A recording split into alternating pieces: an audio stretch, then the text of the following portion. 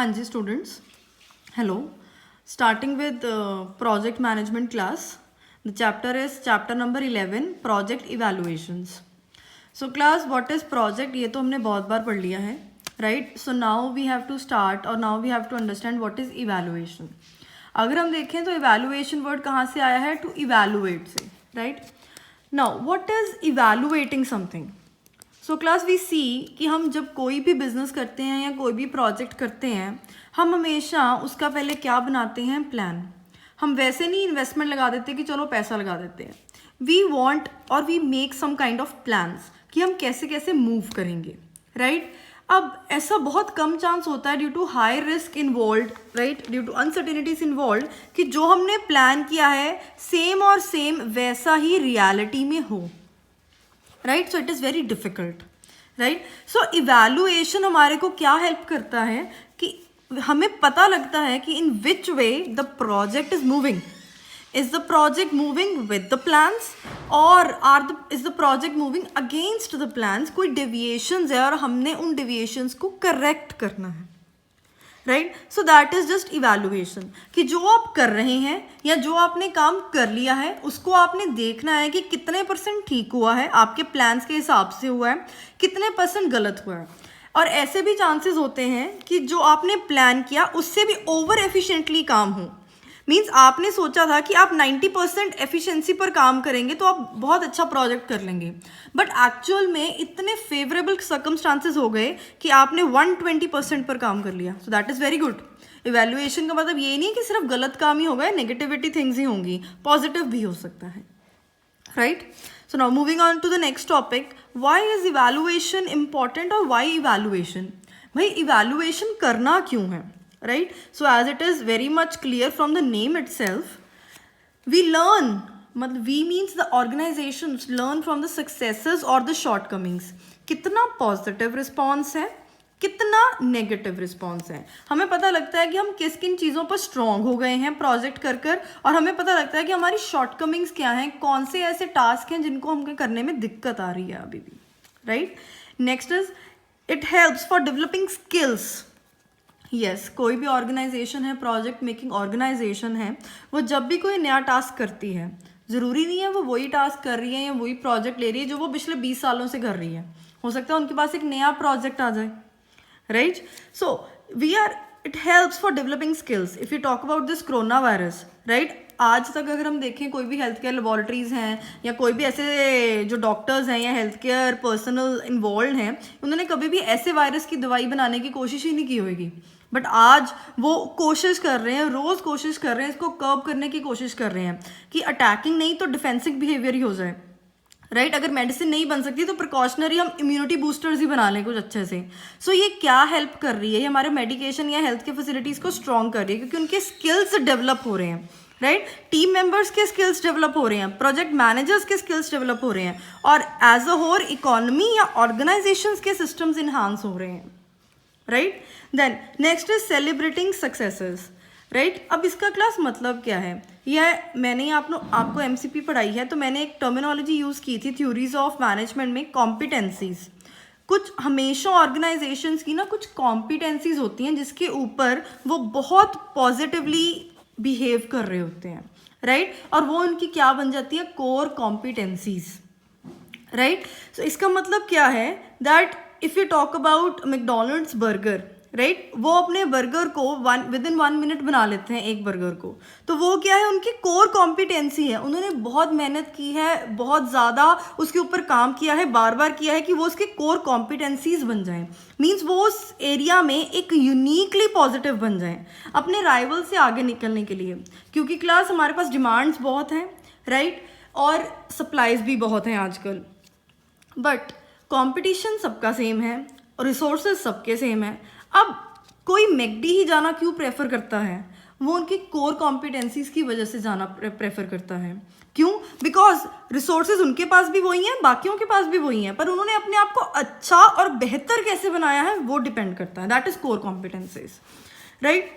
What skills need to be improved, कि अभी भी उनको किस बात पर दिक्कत आ रही है, कौन सी ऐसी चीज़ें हैं जो अभी भी वो नहीं कर पा रहे, right, means they want to build the overall good working relationships, कि उनके रिलेशनशिप्स अच्छे हों, HR के रिलेशनशिप्स अच्छे हों, सिस्टम्स के रिलेशनशिप अच्छे हों, इंटरलिंकिंग हो सिस्टम्स में, इंटरलिंकिंग हो HR में, right. And the last one is identifying way forward in related और वेरियस डिफरेंट एरियाज.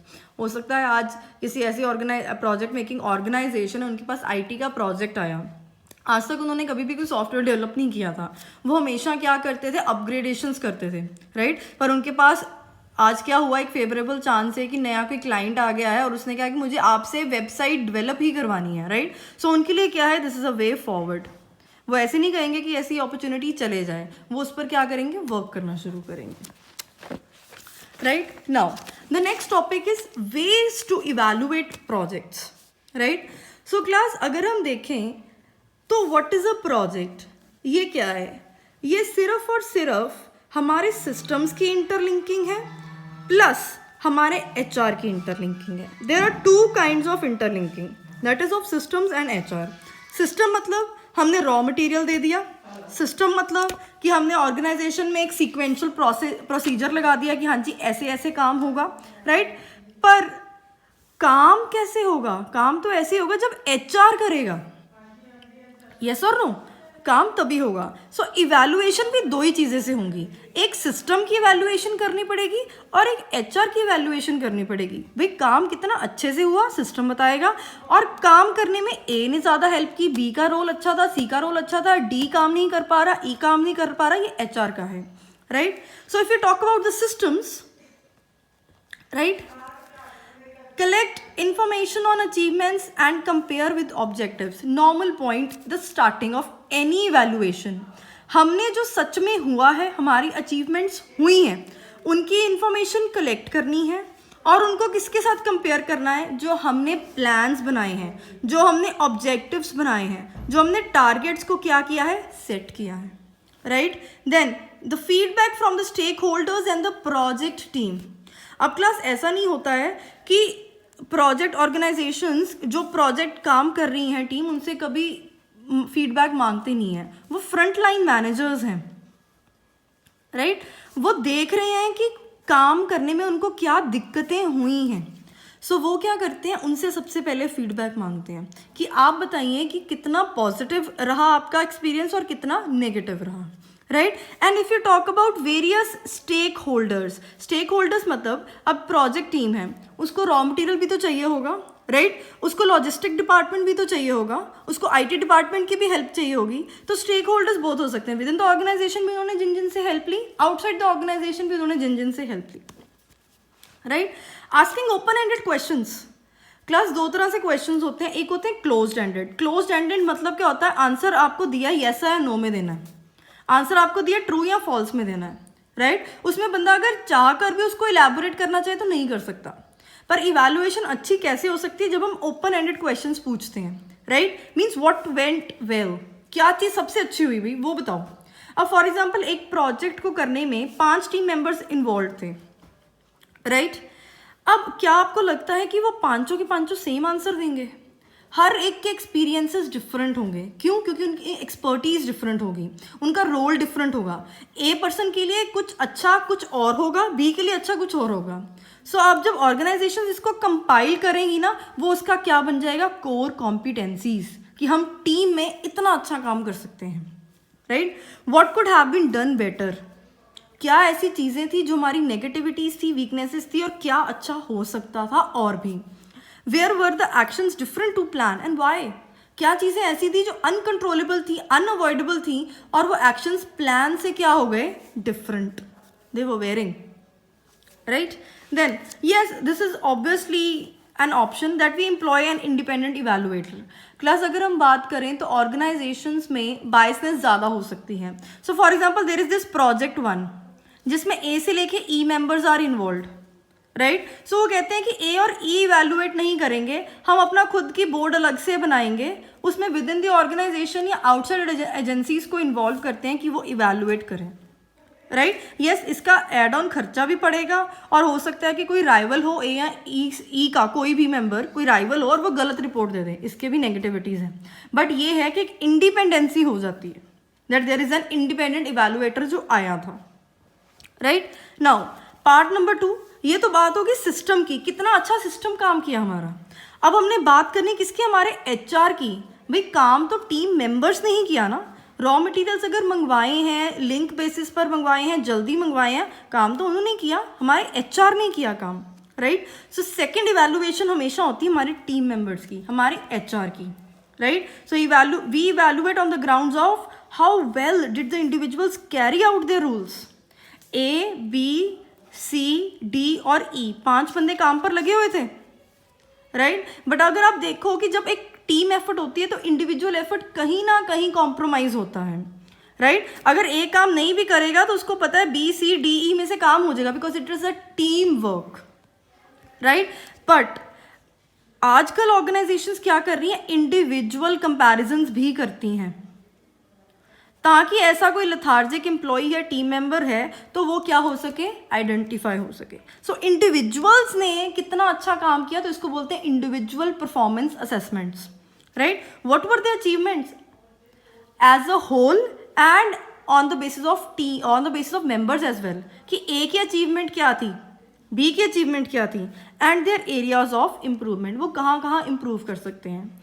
क्लास अगर मैं इसका एक एग्जाम्पल दूँ तो हम क्रिकेट मैचेस देखते हैं, राइट। जब भी कोई बैट्समैन नया आता है तो उसकी प्रॉपर एक हिस्ट्री बताई जाती है कि वो कितनी % एफिशिएंसी रेट पर खेल सकता है और आज क्या कंडीशंस उसके फेवरेबल हैं या अनफेवरेबल हैं।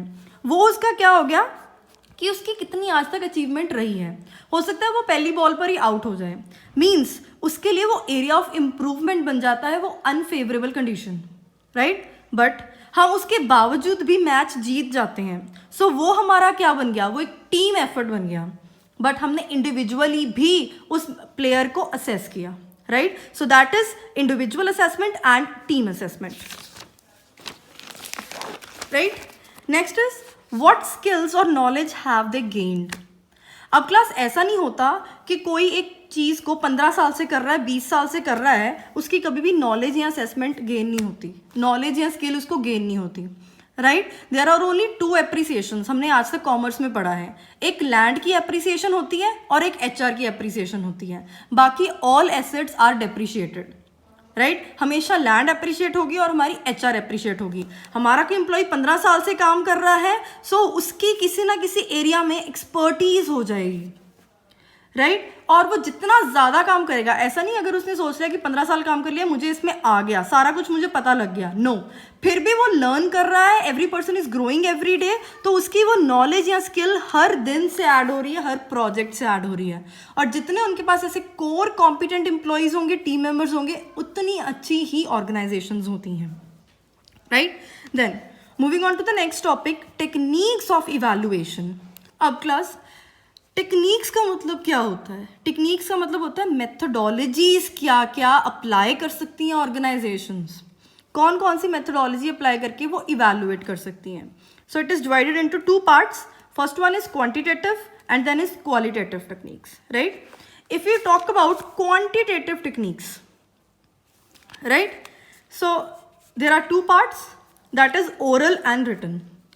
ओरल इवैल्यूएशन मतलब जस्ट सिंपल डिस्कशन, हमने बोर्ड ऑफ मेंबर्स के साथ मीटिंग की, हमने डिस्कशन से देखा, कुछ टिक पॉइंट्स लगा लिए और हमने देखा कि हाँ हम इन एरियाज़ पर इम्प्रूव कर सकते हैं, बट उसकी भी मिनट बुक होती है। मिनट बुक मतलब कि जो मीटिंग हुई है उसका प्रॉपर प्रूफ रखा जाता है, in case of a video, in case of a minute recording, कि हमने ये काम करना है, इन चीज़ों पर इम्प्रूव करेंगे, ये चीज़ें हमारी इम्प्रूव्ड हैं, right.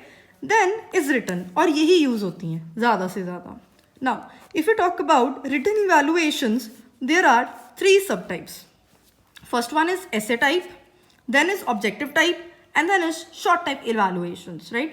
If you talk about essay type evaluations, इसका मतलब क्या है कि इसमें पूरा ग्रंथ लिखा जाएगा, कब से वो प्रोजेक्ट हम कर रहे हैं, ऐसे प्रोजेक्ट्स कब से हमने शुरू किए हुए हैं अगर हम बात करें, राइट, और हमने आज तक कितने प्रोजेक्ट्स कर लिए हैं, हम कितने % सक्सेस रेट पर चल रहे थे, कितना % फेलियर रेट था, ये करके हमारे को क्या पता लगा, क्या नहीं पता लगा, right. A very comprehensive report it is a very comprehensive report, right. Then is objective type. अब क्लास हम देखें ऑब्जेक्टिव टाइप का मतलब क्या होता है, it means you just have to give one word answer or you just have to tick mark the answer, right? Then is short type. Short type मतलब ऐसे टाइप का ही पार्ट है बट थोड़ा शॉर्ट में लिख दिया, उसी प्रोजेक्ट के बारे में लिख दिया, पर लिख दिया ऐसे फॉर्म में। इसमें वो ग्रंथ नहीं लिखे कि हम पिछले 15 साल से ये काम कर रहे हैं, right. Then is objective type, और यही ज़्यादा यूज होता है। ऑब्जेक्टिव टाइप के अंदर first type is recall type, then is recognition type. अब क्लास अगर हम देखें ह्यूमन बिहेवियर जो है उसकी मेमोरी ऐसी है कि अगर आप उसको कुछ बोल के बताओगे तो वो उतना रिटेन नहीं कर पाता, पर अगर आप उसको लिख के बताओगे वो ज़्यादा रिटेन करता है। So recalling means simple recalling of the thing कि क्या हुआ था, राइट। अगर हम देखें there are two types, recall type and recognition type test. First is recalling and summarising. उससे क्वेश्चन पूछा जाता है टीम मेंबर से, वो रिकॉल करता है, उसको समराइज करके आंसर देता है कि ये एक्चुअल में फैक्ट्स हुए थे, राइट। एंड देन इज अगर हमने उस रिकॉलिंग को ज़्यादा एफिशिएंट बनाना है तो हम क्या बनाते हैं, क्वेश्चनियर्स, राइट। फॉर एग्जाम्पल हम कहते हैं कि प्रोजेक्ट ए में टास्क नंबर 1 में हमने एलोकेटेड किए थे 15 minutes, but the actual time was dash. अभी एक्चुअल टाइम कौन बता सकता है, जो सच में उस प्रोजेक्ट की टाइम कीपिंग कर रहा था, राइट। सो वो बंदा रिकॉल करता है और वो कहता है नहीं भाई ये काम तो 12 मिनट में हो गया था, इन 12 minutes, right. And class yes, minute to minute counts. उसको पता लग जाएगा, उसके प्रोजेक्ट असेसर को पता लग जाएगा कि इसने 3 मिनट की मुझे एफिशिएंसी दी है, and 3 minutes count in professional word, right. Then is recognition test. अब क्लास रिकॉग्निशन टेस्ट क्या होते हैं कि क्वेश्चन के साथ आंसर भी गिवन है, हमको रिकॉग्नाइज करना है। और ऑर्गेनाइजेशंस आर वेरी स्मार्ट, वो देख लेती हैं कि आपने काम सच में किया है या नहीं किया। अगर हम कॉम्पिटिटिव लेवल टेस्ट की बात करें, चाहे हम कैट मैट जैट करें, वो साथ में आंसर्स भी देते हैं, राइट। जब वो साथ में हम देखते हैं, हाँ जी class, I was talking about competitive level test, तो वो हमें साथ में आंसर्स भी देते हैं ABCD में। वो हमारी सिर्फ और सिर्फ कॉम्पिटिटिव लेवल चेक कर रहे होते हैं हमारा, कि हमें कितना आता है कि हम उस आंसर को रिकॉग्नाइज कर पाएँ और 3 गलत आंसर्स को एलिमिनेट कर पाएँ, right. So that is known as recognition. और इससे क्या पता लग जाता है कि आप कितना पढ़कर आए हो, कितना स्मार्ट स्टडी करके आए हो, how will you recognise the things, right. So इसमें क्या है, MCQs, alternate answers, matching, classifications. MCQs मतलब 4 ऑप्शन दिए गए हैं उस प्रोजेक्ट टीम मेंबर को, अलग अलग उनको बिठा दिया जाता है, वो टिक लगाते हैं। जिसने सच में काम किया होता है, एफिशिएंटली काम किया होता है, वो अच्छे से रिकॉग्नाइज कर पाता है। Then is alternate type, that is true false. Then is matching type, हम बचपन में भी करते थे स्कूल्स में, हमको मैच करने को कह देते हैं, आंसर्स भी गिवन है, क्वेश्चन भी गिवन है, हमने बस रिकॉग्नाइज ही करना है। वही चीज़ प्रोजेक्ट मैनेजर्स ने करनी है। Then is classification type. अब प्रोजेक्ट मैनेजर्स को बोल दिया जाता है कि आप क्लासीफाई कीजिए कि आप इस प्रोजेक्ट में कौन सी चीज़ों को बेस्ट मानते हैं, कौन सी चीज़ों को वर्स्ट मानते हैं, कौन सी चीज़ों को एवरेज मानते हैं, राइट। मोर और लेस इसके आंसर सेम आने चाहिए on the basis of team, क्योंकि सबने सेम ही काम किया है। अगर सबके आंसर्स डिफर हैं तो मीन्स सबके लॉजिक्स या thinking patterns are different, right, they were not working in a team but for individual, right. So class, moving on to next topic, types of evaluation. अब सबसे पहले आपके मन में एक क्वेश्चन आ गया होगा कि मैम फिर टेक्निक्स में और टाइप्स में फ़र्क क्या है। अब class listen to me, if I talk about types of evaluation, मैंने यहाँ पर लिखा हुआ है फॉर्मेटिव असेसमेंट। अगर आपने देखा होगा, आपको स्कूल्स में भी FAs होते होंगे आपके। फॉर्मेटिव असेसमेंट मतलब पूरा साल 2-2 महीने बाद आपके पेपर लिए जाते थे, राइट। ये हो गया कि टाइप कौन सी है असेसमेंट की। बट अंडर फॉर्मेटिव असेसमेंट वो स्कूल कहता है कि हमने टेक्निक कौन सी लगानी है, क्वांटिटेटिव टेक्निक का, रिकॉग्निशन टाइप का, MCQs, that is the technique. Type मतलब क्या है कि हमने कौन सा टाइप इवैल्यूएशन करनी कैसे है, और टेक्निक मतलब ये तो सिलेक्ट कर लिया कि फॉर्मेटिव करना है, राइट। पर हमने उसके साथ ये देखना कि फॉर्मेटिव करना कैसे है भाई। तो मैंने ये कहा कि मैंने टेक्निक लगानी है क्वांटिटेटिव की, उसके अंडर मैंने जाना रिटर्न में मैंने जाना ऑब्जेक्टिव टाइप में, रिकॉग्निशन टाइप में, और MCQ से मैंने बच्चों की फॉर्मेटिव असेसमेंट करवानी है। Got my point, right. I think मेरा ये टॉपिक रह गया तो मैं लास्ट में कवर करती हूँ, अभी हम यही कर लेते हैं। So what is formative assessment? Evaluation procedure while the course is in process, and it is the best thing, right हमने 2 महीने तक प्रोजेक्ट किया, तब तक हमारी इन्वेस्टमेंट सारी नहीं लगी हुई, सारे रिसोर्सेज हमारे नहीं लगे हुए, साथ के साथ इफ़ वी आर इवैल्यूएटिंग हम हेल्प कर रहे हैं कि हम पॉजिटिव आउटकम्स ही लेकर आएँ. हम देख रहे हैं कि स्टूडेंट्स को कितना आता है कि वो एंड में हमारे को अच्छी पोजीशंस लेके देंगे, right. Then is summative assessment. कुछ ऑर्गेनाइजेशंस कहती हैं समेटिव ही करेंगे. अब क्लास अगर आपको याद हो व्हाट वाज समेटिव असेसमेंट, जो आपकी क्लास के एंड के पेपर होते थे जिसको आप एसे बोलते थे. मतलब क्या है कि पूरे के पूरे एंड ऑफ द सेशन में आपने इवैल्यूएशन की है. और स्कूल्स में क्या होता था, FA1, FA2, FA3 प्लस ऐसे, तो वो आपकी क्या बन जाती थी, समेटिव सी असेसमेंट की पूरे साल की आपकी एफिशिएंसी चेक कर ली, right. Then is process related evaluation. Class अगर हम बात करें फॉर्मेटिव असेसमेंट का ही पार्ट है प्रोसेस रिलेटेड. अब कैसे वो सुन लीजिए. हमने फॉर्मेटिव असेसमेंट लगाई कि हाँ जी ठीक है, हमने 2 मंथ्स के बाद हमने इवैल्यूएशन प्रोसीजर 1 करना है, राइट. और वो इवैल्यूएशन प्रोसीजर हमारा अभी तक काम ही ये हुआ है कि रॉ मटेरियल्स आए हैं हमारे पास, हमने रॉ मटेरियल्स की क्लीनिंग करनी है, राइट. नाउ हमने देखा कि जो क्लीनिंग का प्रोसेस है रॉ मटेरियल का, उसमें बहुत ज़्यादा डुप्लीकेशंस हैं. There are a lot of duplications, 5 times duplications हैं. अब ऐसा थोड़ी कि हमने फॉर्मेटिव असेसमेंट लगाया था, MCQs लगाया था, उसके अंदर टेक्निक के डुप्लीकेशन आ गई, लिख के दे दो जी, साइन करके दे दो, कुछ करना है नहीं. उस इवैल्यूएशन का मोटिव कब सॉल्व होगा, जब आप उस प्रोसेस में जाएंगे, क्लीनिंग के प्रोसेस में, और उस डुप्लीकेशन को हटाने की कोशिश करेंगे. जब आपने रेमीडियल एडजस्टमेंट्स चेंजेस किए हैं that are required to achieve the desired results, right. So that is known as process related. Formative के बाद प्रोसेस रिलेटेड होती है, और सब कुछ करके जब हमने FA और फॉर्मेटिव असेसमेंट्स और प्रोसेस कर लिया तो एंड में क्या हो जाता है, समेटिव असेसमेंट, राइट. क्लास हमारे ना ये टेक्निक्स रह गई थी क्वालिटेटिव, ये भी आप सुन लीजिए. वैसे तो एज द नेम सजेस्ट कि क्वालिटेटिव टेक्निक्स क्या होती हैं, जो बहुत मुश्किल है फैक्ट्स में लेके आनी. फैक्ट्स मतलब नंबर्स में लेके आनी बहुत दिक्कत होती है उनको. हम कुछ चीज़ें जैसे न्यूमेरिकल फॉर्म्स में नहीं कैलकुलेट कर सकते. फॉर एग्जांपल हमारी टीम मेंबर की मोटिवेशन, फॉर एग्जांपल हमारे टीम की ऑनेस्टी को, इंटेग्रिटी को हम इवैल्यूएट या फैक्ट्स में या नंबर्स में नहीं लिख सकते. सो ये उन चीज़ों पर होती है. First is observation. मतलब क्या है कि हमने एक्टिविटीज़ को ऑब्जर्व किया. हम कहते हैं कि हमने अपनी टीम की एफिशिएंसी चेक करनी है, तो सबसे पहले आपकी टीम क्या होनी चाहिए, पंक्चुअल होनी चाहिए. उसको 9 बजे रिपोर्ट करना चाहिए, पर आपके टीम मेंबर 9:30 आ रहे हैं, 10 बजे आ रहे हैं. मीन्स बाय ऑब्जर्विंग आपने ये देखा कि डिसिप्लिन्ड अप्रोच ही नहीं है, तो प्रोजेक्ट टाइम कर कैसे कंप्लीट हो जाएगा. So first is that. इसको हम कुछ पूछ के नहीं लिख सकते, या हम किसको कोई नंबर नहीं दे सकते, ये हमने ऑब्जर्वेशन से देखा. Then is record checking in the process, right. हम देखते हैं फटीक स्टडीज़. फटीक स्टडीज़ क्या होती हैं क्लास, रेस्ट इंटरवल्स देखते हैं हम अपने एम्प्लॉयज़ के, राइट. हमने प्रॉपर रेस्ट इंटरवल्स दिए हैं 15-15 मिनट के हर 2-2 घंटे बाद.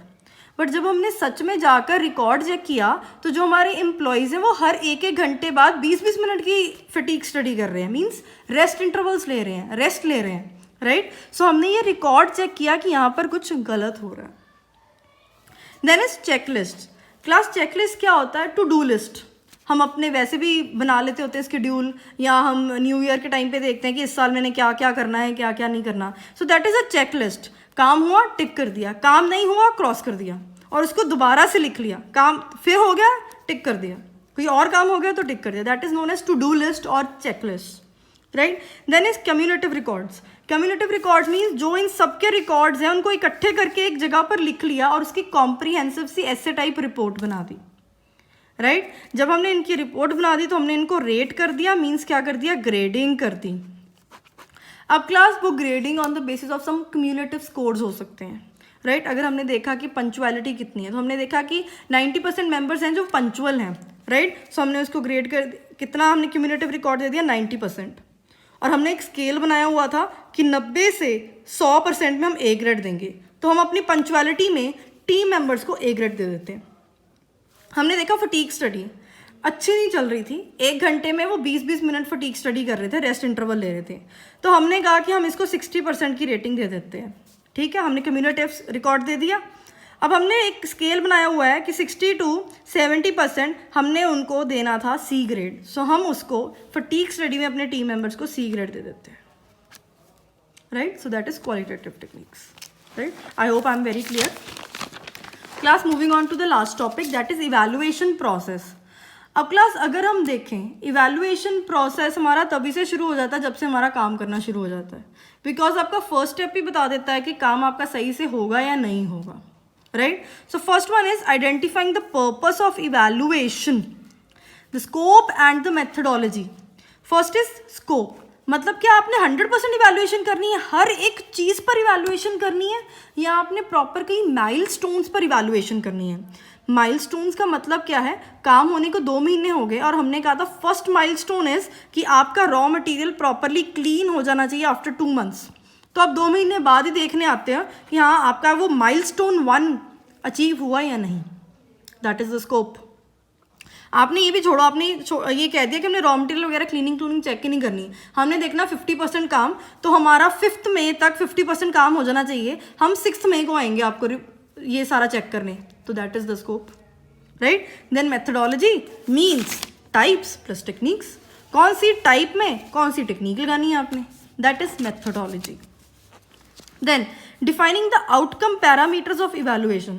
अब क्लास अगर हम प्लानिंग की बात करें, प्लानिंग हमेशा हम 90% या 100% पर करते हैं, but we know the uncertainties. तो अगर हम मेच्योरली देखें तो हम हमेशा यही सोचते हैं कि अगर भाई 80% भी काम हो जाएगा तब भी भाई वेरी गुड है, राइट. सो ये हमारे वो आउटकम पैरामीटर्स हैं कि अगर हमने 100% सोचा था 80% तो अचीव किया ना, तो ये हमारे आउटकम पैरामीटर्स हैं. प्लानिंग से हमारे आउटकम पैरामीटर्स होते हैं इवैल्यूएशन के. Then is our evaluation approach. What approach are we moving और हेडिंग टूवर्ड्स, राइट. इस इवैल्यूएशन से हमें क्या लर्निंग होगी, हम ये इवैल्यूएशन क्यों कर रहे हैं, राइट. अब अप्रोच का मतलब कि जो HR से गलती होगी हमने उसको सीधा फायर कर देना है, या उसको इम्प्रूवमेंट करनी है, या उसकी टास्क ओरिएंटेशन करनी है, या उसकी टास्क ऑल्टरेशन करनी है, right. Then is dimensions of evaluation. Dimensions of evaluation का मतलब क्या है कि हमने इम्प्लीमेंटेशन और आउटकम की क्या इवैल्यूएशन की है, राइट. मीन्स क्या है, हमने कहा कि हमने 80% इवैल्यूएशन 80% इम्प्लीमेंटेशन बहुत अच्छे से किया है. मीन्स क्या है, हमने ये डायमेंशन सेट कर लिया कि हमारा इम्प्लीमेंटेशन वाला जो डायमेंशन है it is very good, right. But when we talk about internal grievances of the team members, तो वो हमारा बिल्कुल भी अच्छा नहीं है. There are every day are grievance occurring. So right, उस पर हम क्या दे रहे हैं अपनी टीम को 55% स्कोर. मतलब क्या है कि HR के ऊपर जो ग्रीवियंस हैंडलिंग है वो हमारे से नहीं हो पा रही. That is the implementation evaluation, कि हमने कितना % इम्प्लीमेंट किया इवैल्यूएशन का और हमने क्या सीखा. Yes, role and authority of evaluator, कि वो उस डेविएशंस को ठीक करने के लिए कितना रोल और कितनी अथॉरिटी को एम्प्लॉय कर सकता है, क्या क्या उसके चीज़ें, वो काम चेंज कर देगा उस बंदे का, या टास्क चेंज कर देगा, या आगे से वो प्रोजेक्ट ही नहीं लेगा, या so on and so fourth. Identifying sources and method of collection of data, this techniques only, right.